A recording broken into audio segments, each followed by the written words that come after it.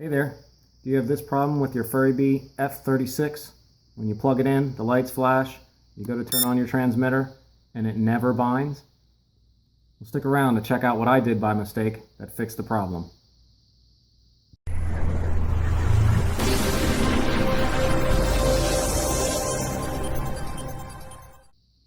Okay guys, so the first thing I did was I melted the through hole for this antenna, pulled the antenna out, melted it again and put the antenna back in. But that did not fix the issue. I tried repairing it to the stock transmitter, no dice.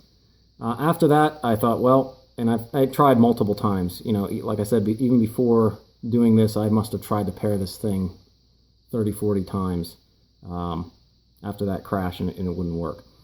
So I thought, well, let's start getting ready to take this board off because I ordered another board, a B-Core board for it. And I was like, okay, well, I added this mod of adding this little connector in for an FPV camera when I first got it, and it flew multiple times with that on, so there was no issue with that until that crash. So I went to melt this off. I still had the battery plugged in because I just wasn't paying attention.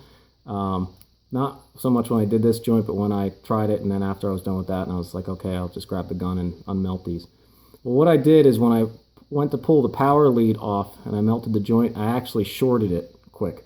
I saw the lights turn off and I was like, oh, I still have that plugged in.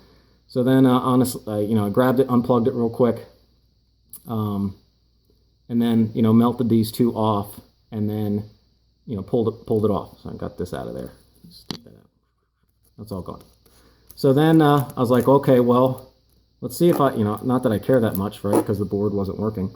Let's see if I fried the board. I plugged it in. The lights went on like normal. Turned the transmitter on, and it bound. I couldn't believe it. So then I tried it again, bound again, did a couple flights.